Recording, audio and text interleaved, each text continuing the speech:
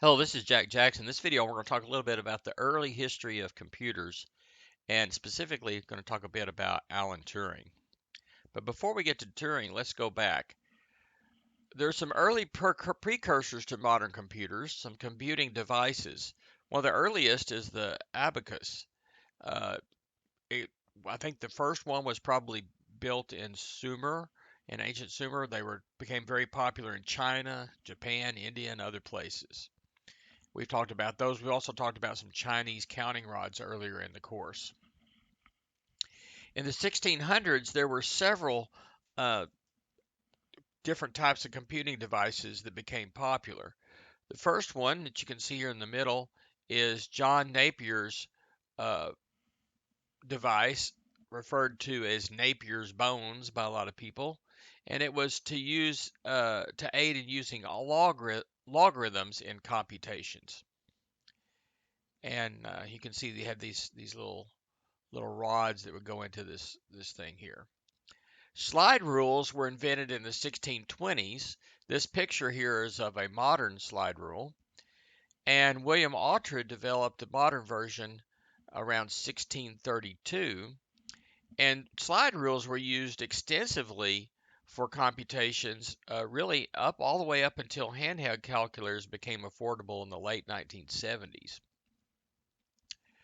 So, and maybe even a little bit beyond that. So, slide rules were an important thing that stayed with us for a long time.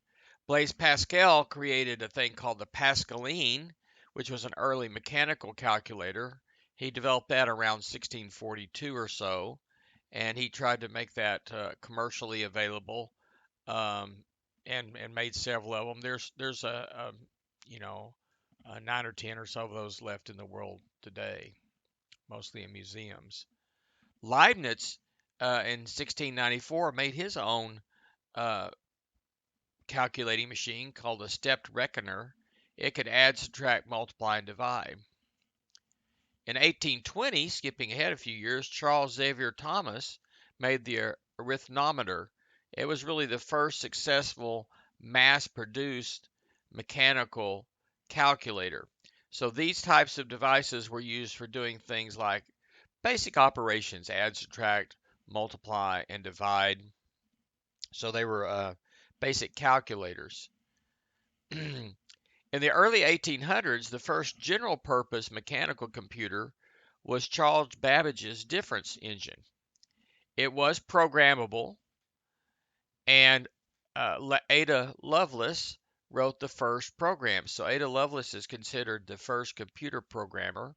She wrote the first algorithms for Babbage's machines, and of course Babbage also wrote some. Um, Babbage envisioned a much more general analytic machine, but he was never able to complete it. But nevertheless, his designs and ideas and his theory behind his analytic machine do form the basis upon which modern computers were designed. But notice all these devices are mechanical in nature. The first really um, significant um, electronic computer was built by Alan Turing. So Alan Turing, you can see a picture of him here. He was born in 1912 and died in 1954 in England. He built the first modern digital computer called a Turing machine. He was the father of computer science because of that. In 1931, he entered King's College, Cambridge. He was a fellow of King's College in 1935, mainly for his work on probability theory and the central limit theorem. By 1936, he was working on the logical foundations of a Turing machine, what we would now call a computer, before it was practically to actually build one. He did some graduate work at Princeton University in 1936, then he published some papers on group theory.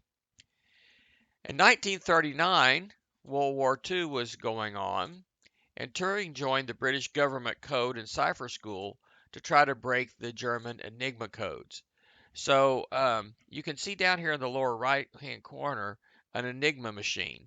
So the Germans had this machine, and they were able to type in certain things, certain messages in code, and the Enigma machine would basically code that for them.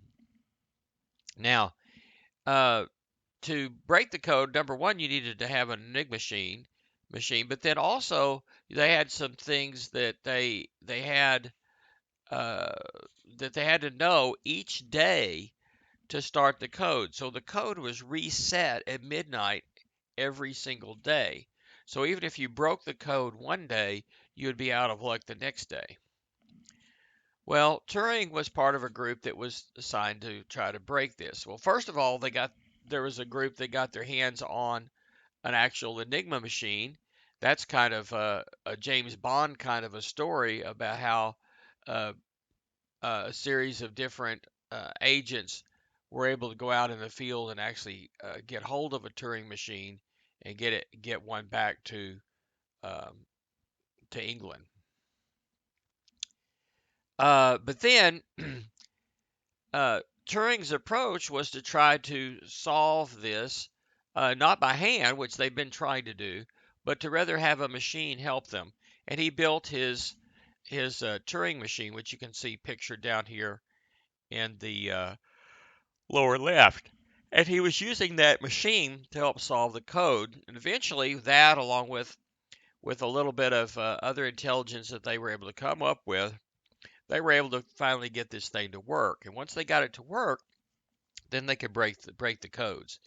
At that point, they became pretty judicious in the use of that so that they could continue to use it without the Germans knowing about it, and yet at the same time use that intelligence then to go on and help the Allies win the war. In fact, this was very significant step in helping the Allies win the war in Europe to defeat Nazi Germany.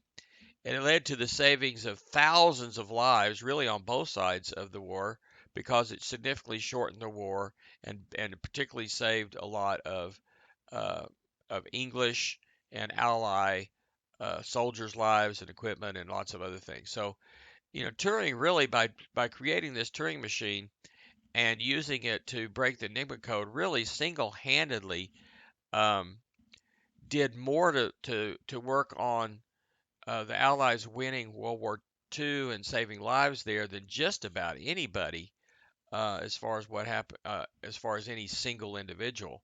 Certainly, he was part of a much larger effort for winning the war, but he was very important for that. Um, so those efforts during the war, and then the subsequent influence of computers, which have now become, permeate almost everything that we have today. Computers are pretty much everywhere. Not only do we all have desktops and laptops and tablet things, we have computers in our pocket in the form of cell phones, and computers are in our cars and our appliances and everywhere. And so this really makes Turing one of the most influential mathematicians everywhere. He was homosexual, and in 1952 he was arrested for homosexuality, which was against the law in England at that time, and he was forced to undergo a chemical sterilization. And the drugs that he took for that did a lot of damage to him emotionally as well as physically. He ended up dying of potassium cyanide poisoning, possibly by suicide. And there's an excellent movie about this where Benedict Cumberbatch plays Turing. It's called The Imitation Game, and I strongly recommend you see that. It really brings to life uh, the story of breaking the Enigma code and some of the things in Alan Turing's life. And that really was the birth of computer science. From that point on, uh, Turing's ideas were able to be worked on and expanded to build better and better and better computers, leading to the computer revolution that we have today. Again, one of the most influential mathematicians of all times, Alan Turing.